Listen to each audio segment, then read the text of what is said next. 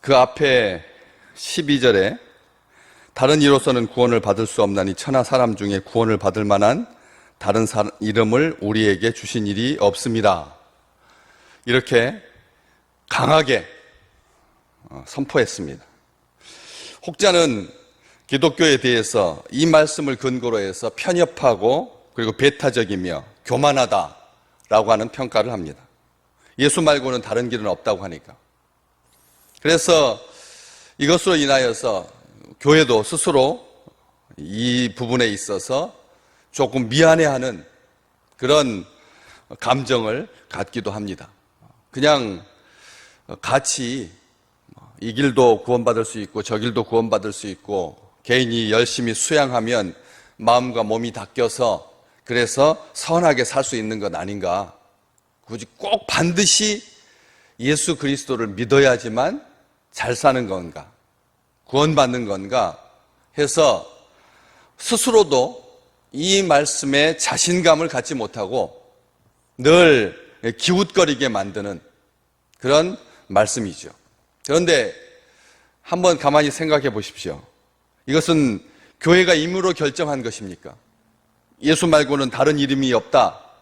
구원을 위해서 우리에게 주신 예수 그리스도의 이름 외에는 절대 구원받지 못한다. 사람이 우주를 닦는다고 하여서 구원받을 수 있다면 우리 주님 하나님이 하나밖에 없는 아들을 육신을 입혀서 이 땅에 보내시고 십자가에서 죽이실 것이냐? 가만히 생각해 보시면 확인할 수 있는 일입니다. 예수님께서 친히 말씀하셨습니다. 내가 길이고 내가 진리고 내가 생명이다 말씀하셨습니다.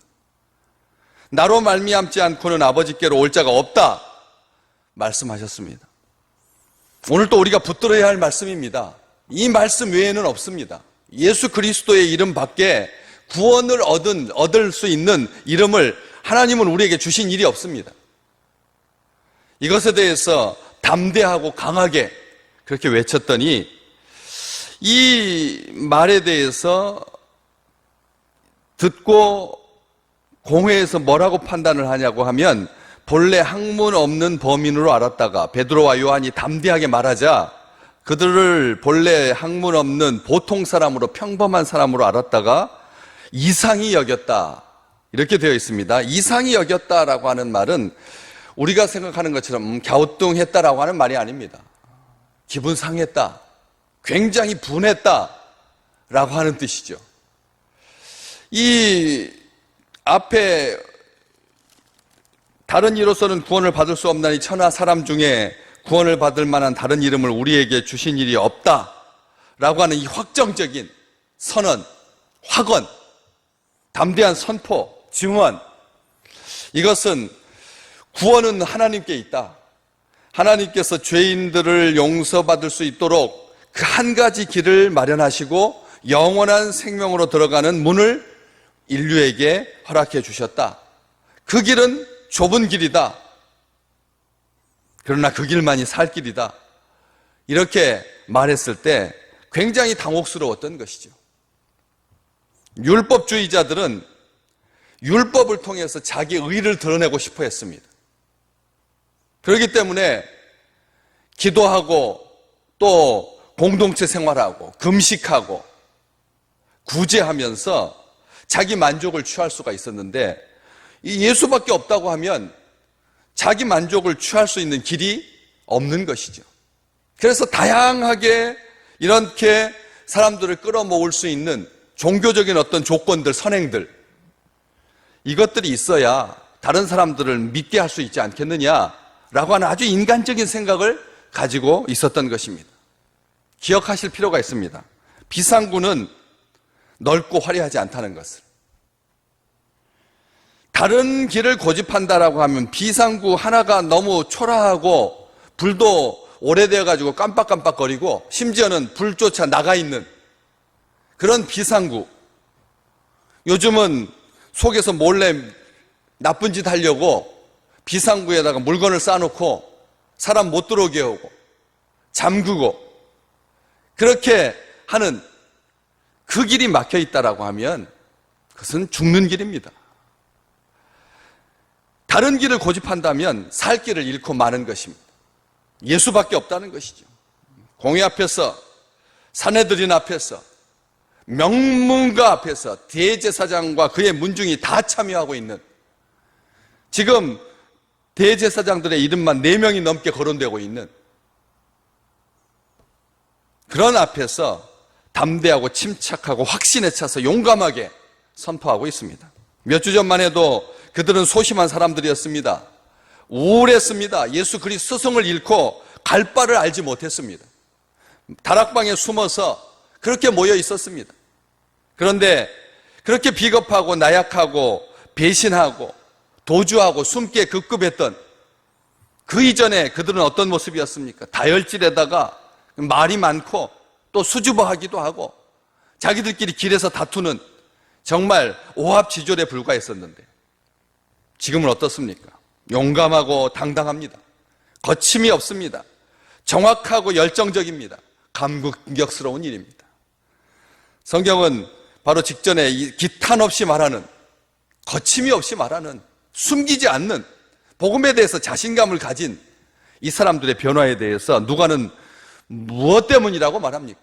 성령께서 하신 일이다. 하나님께서 하신 일이다. 본래 학문 없는 범인으로 알았는데 무식하다라고 생각했었는데 여기서 이 학문 없는 범인이라고 하는 말, 그냥 갈릴리 사람, 평범한 사람, 보통 사람, 연약한 사람, 또 비하하면서 학문이 없는 사람, 이렇게 생각하기 쉬운데 종교 지도자들이 정규 랍비로부터 전문 교육을, 랍비 학교에서부터 전문 교육을 받아서 그래서 자기들 것처럼 율법에 대한 해석권을 가지고 있는, 율법에 대한 전문가가 아닌이라는 뜻입니다. 그래서 말씀에 대한 이해가 낮을 줄 알았는데 정말 고기잡이하고 그리고 세관에 앉아 있었던 그런 사람들이 하나님의 말씀과는 동떨어져 있는, 율법과는 상관이 없는, 다른 사람들한테 율법을 가르침 받아야 하는 그런 사람들인 줄 알았는데 그렇지 않았다라고 하는 것이죠. 그 이유를 누가는 이렇게 설명하고 있습니다. 13절 후반부에 전에 예수와 함께 있던 줄도 알고, 이 사람들이 왜 이렇게 놀랍게 변화되었느냐? 성령께서 하신 일이고 하나님께서 하신 일인데 하나님께서 어떻게 하셨느냐? 그들이 예수와 함께 있었다는 말씀입니다. 전에 예수와 함께 있던 줄 알았다. 이것도 그들의 이해가 틀린 거죠. 지금 예수와 함께 계시는데, 예수의 영이 그들과 함께 있는데, 예수와 함께 있으면, 진리의 말씀이 함께 있으면 그는 놀라운 사람입니다. 평범한 사람이 아닙니다. 비범한 사람입니다. 하늘에 속한 자인 거죠. 우리에게는 주 안에 있는 특권을 하나님께서 허락해 주셨습니다. 내가 너희 안에, 너희가 내 안에, 우리 주님께서 말씀해 주셨습니다. 진리를 가지고 있는 것입니다. 예수 그리스도 안에 있는 것입니다. 우리에게는 예수 그리스도께서 계십니다. 십자가의 복음이 있습니다. 영원한 생명이 있습니다. 주께 들은 말씀, 주께 받은 말씀, 주께 가르침 받은 명령, 약속, 그들 속에서 역사하셨듯이 성령께서 하나님의 말씀이 우리 속에서 솟구치도록, 역사하도록 늘 충만하게 하십니다. 말씀을 얻지 못해 동서남북으로 그렇게 날개를 펴고 새벽부터 날아가야 하는 그런 비참한 시대이지만 오늘 이 말씀을 받고 있는 새벽의 성도들이요, 우리 주님께서 우리에게 말씀을 주십니다. 약속을 주십니다. 확신을 주십니다. 하나님의 아들로 불러서 흉악한 죄를 깨닫게 하시고 회개하게 하시고 하나님의 말씀을 생각나게 하시고 보게 하시고 듣게 하시고 이해하게 하시고 알게 하시고 믿게 하시고 의롭다 하십니다. 거룩한 삶을 살게 하십니다. 말씀의 사람, 말씀의 아들로 오늘 또 넉넉하게 승리하는, 담대히 선포하는, 세상 사람들이 이상하게 여기는, 감당하지 못하는 그 놀라운 축복을 풍성하게 누리는 하루가 되시기를 주님의 이름으로 축복합니다.